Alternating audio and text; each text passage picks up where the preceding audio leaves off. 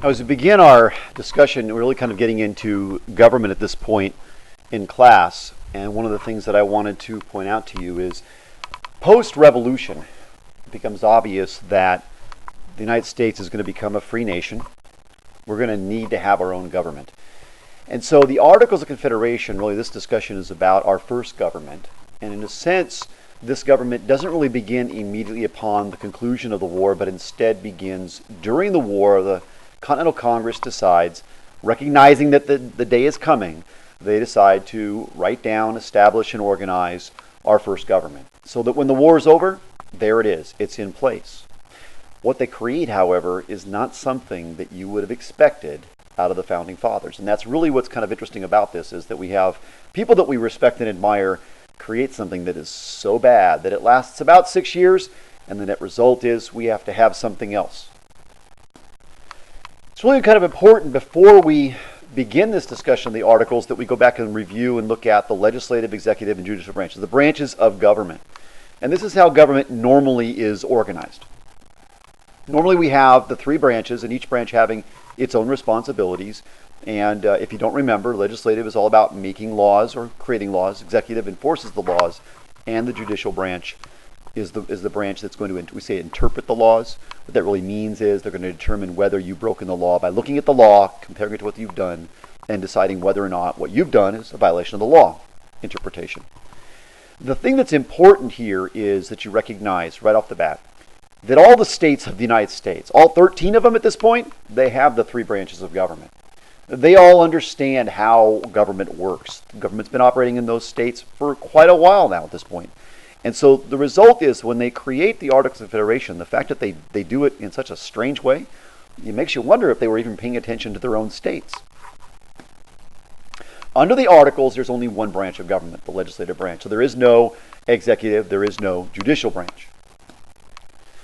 The Confederation Congress, which is the legislative branch of the Articles, is organized in the following way. Every state gets one vote, even though every state's going to send more than one representative to the Confederation Congress.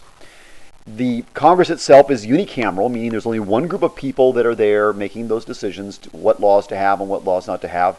Uni meaning one, cameral meaning house, so literally it means one house.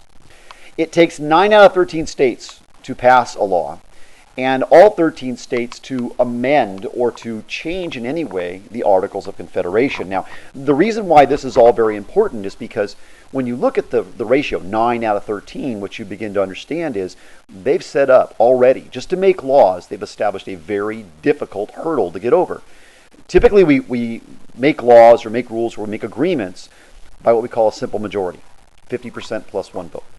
That is, if you have 16 people in a group and you want to decide whether you're going to do something, well, if you had 8 people vote one way, you could have 8 people vote the other way. So what we're really referring here to is that 9 out of 13, or simple majority, is really when you have not 8 people voting one way, but 9 people. One more than 50% is the idea. Well, notice that this isn't a simple majority. 9 out of 13 is closer to 70%. So they establish a very difficult hurdle to get over just to make your basic laws. And then they make it even worse by saying, okay, if we're ever going to change the Articles, let's say we want to go back and change the rule 9 out of 13 and make it, say, 7 out of 13, which would seem legitimate. Well, it would take all 13 states to agree to that kind of change. And that's, again, referred to as an amendment. Powers of the Congress. So when you look at the Confederation Congress and you ask yourself the question, well, what can they do? What kind of laws can they make? What kind of rules can they make for our country? They can make rules regarding any 4 of these things. Foreign affairs, for instance. Foreign affairs, as understood, is any kind of relationship that we have with a foreign country. Okay, so we make a treaty, we have an agreement with another country, we want to solve a problem regarding a certain border, that would be considered foreign affairs. Maintaining an armed forces is pretty straightforward. That is any type of payments to and payments for the maintaining of and the building up of and providing for either an army or a navy. Remember, there is no Air Force, and the Marines are part of the Navy at the time. Borrowing money and coining money, these are other 2 powers, and no government doesn't have the power to borrow money. Coining money means just that, the ability to make money or create it, whether it's printing or coining, doesn't matter, but they have the power to coin money. Now, you might look at the cartoon that's on the screen, and what you notice is we've got a guy there who seems to be lifting weights saying, I'm strong, and yet his muscles are not really demonstrating that. The idea being that the powers given to Congress, they really aren't that significant. And you may not recognize that now, but what you're going to begin to see is the fact that despite the fact we've created a government and we said, hey, they have powers, they really don't. In fact, they have very little power. Achievements. So what did they do right? Under the group's leadership, the Confederation Congress, they accomplished the following. First of all, they won the American Revolution. Winning the Revolution was a difficult thing. And this group of people, they were the Continental Congress, they became the Confederation Congress, but they won the Revolution, and they can be given credit for that. They negotiated the Treaty of Paris, the treaty that ended the American Revolution. And they require that each state give full faith and credit to the other states. Now what that means literally is that when one state decides in a court case that someone is guilty, other states can't declare that the person's not guilty. If one state decides that in order to set up a business in their state, you have to have these certain forms filled out to set up a corporation, when you go to another state with your business, they can't say, oh, those papers aren't good enough for us, you can't have a business here. So these things are transferable from one state to another. In other words, every state is supposed to give full faith, okay? The idea of trust in other states.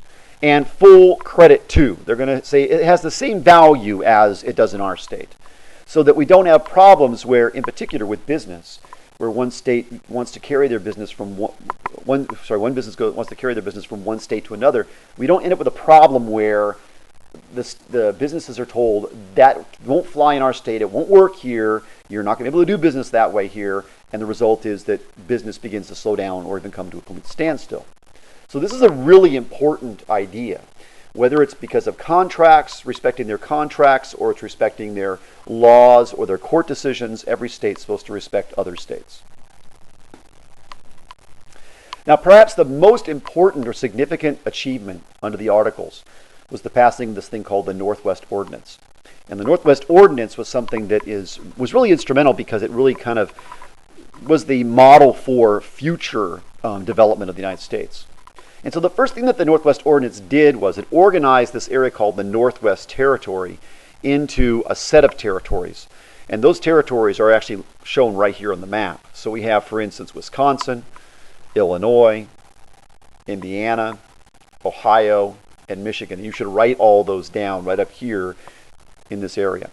Now notice that we call this area the Northwest Territory, so we've actually recategorized it. It used to be called the Ohio River Valley, and now it's called the Northwest Territory. And so those 5 territories are created. They're not states yet, and that's part of what the Northwest Ordinance is supposed to do, is to tell us how these territories are to become states. So how did that work? Well, first of all, it required each state to apply, or each territory, to apply for statehood when it had 60,000 people in it. So in order to become a state, the first thing you have to have is people. Makes sense? Each new state must have a Republican government. And that means that, for instance, you can't set up in the state of Illinois, you can't set up a monarchy or some other form of government. You have to have a Republican form of government. And remember, a Republican government is a government, and you need to write this down. The Republican government is a government where people, the citizens, elect representatives to make decisions for them. Each state must also allow freedom of religion. So it's really important that every state recognize that there's no official religion of any state. And each state, number 5, must provide for, this is the one you're not going to like, public education. So you've got to have public education in your states. That means that each community is going to have to set up a system of taxation and organize a community school, hire a teacher, do all of that is required in these states. And last but not least, and really probably more important than all the others, each state's going to have to prohibit slavery. So what's unique about these states, unlike other states, these states were born without slavery. This is not something that really any other state in the United States at that time. All of these states at one time or another had to deal with the issue of slavery. Most of them by the end of the Revolution, especially these up in the northern area of our country, have gotten rid of slavery. These states, however, these new territories, were born without it. They became states. They started before they were even states, but they became states without slavery. And that makes them rather unique places. government problems. Now, at the moment that the Articles of Confederation goes into effect, there becomes one problem that is just so evident right off the bat, and that is the inability to tax. The government could not tax, and the main reason they can't tax is every tax is a law.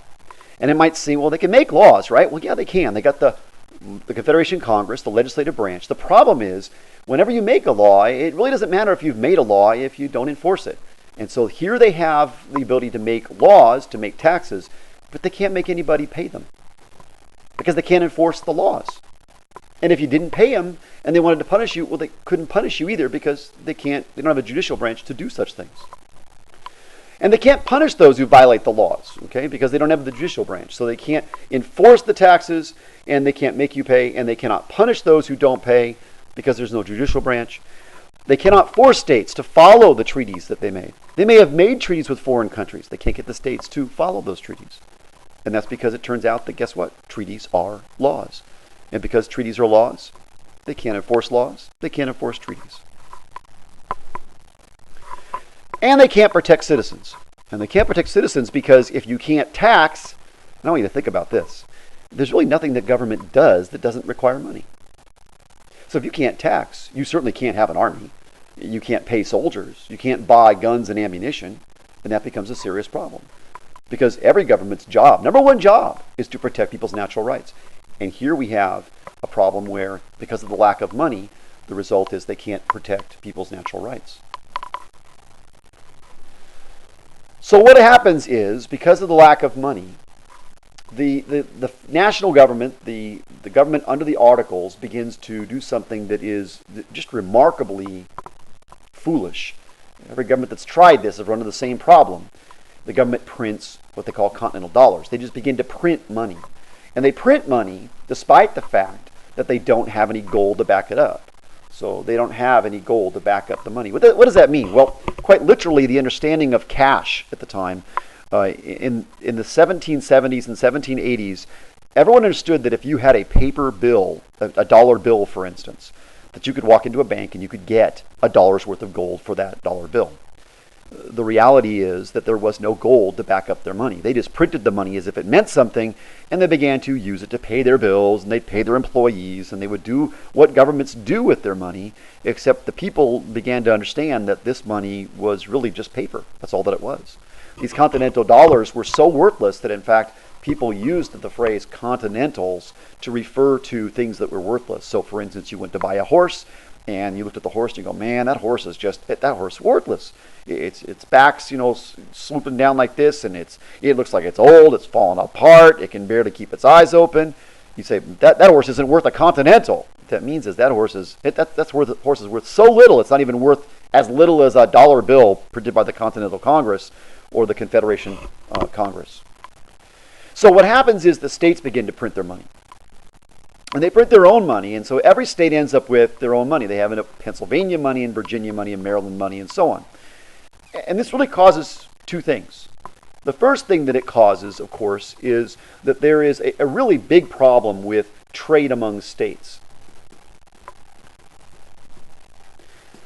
If you can't go from one state to another with money and then expect that money to be used in the state that you're visiting, the result is you probably aren't going to move from one state to another with your goods to sell your goods. You go from Pennsylvania to Maryland and you get paid in Maryland money. When you get back to Pennsylvania, your Maryland money is worthless. And so the result is that trade among states pretty much comes to a standstill. The other thing that it causes is, because of the fact the government is just printing money to solve their problems, the money becomes worthless. Those continental dollars really aren't worth much.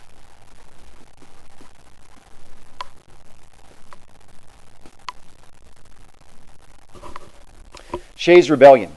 Now, on top of, and we kind of need to go back here in a moment, but we need to talk about very quickly Shays' Rebellion.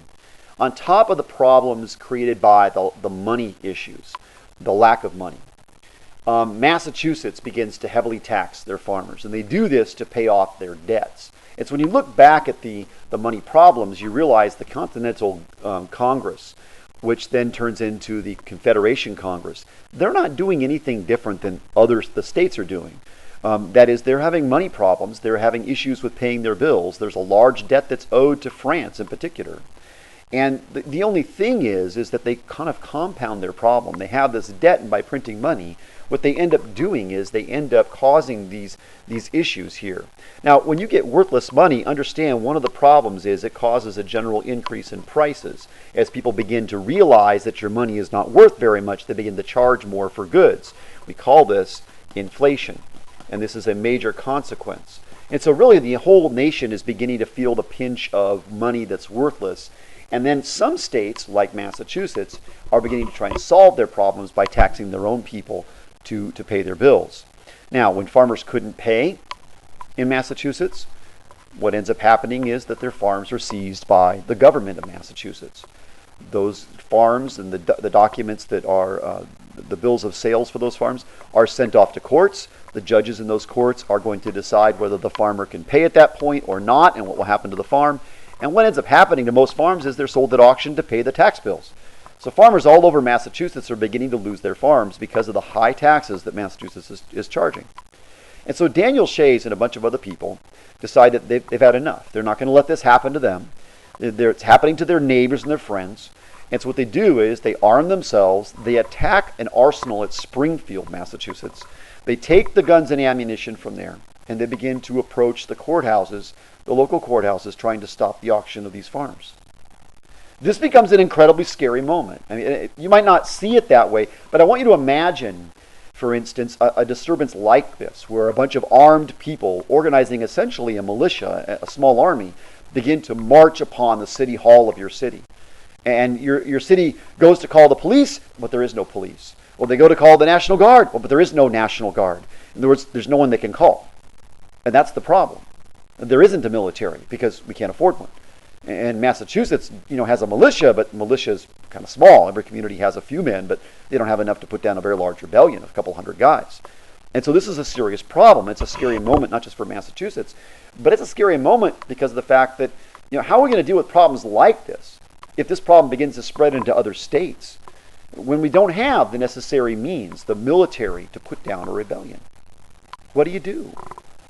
And the result is that people like George Washington and others, James Madison, they begin to realize that the Articles is deeply flawed, whether it's because of the fact there's only the ability to make laws but not enforce them and not punish criminals at the national level, or because there's a financial problem, a big debt that needs to be paid, and we're just printing money to pay that debt but causing inflation, or the inability to protect people's natural rights.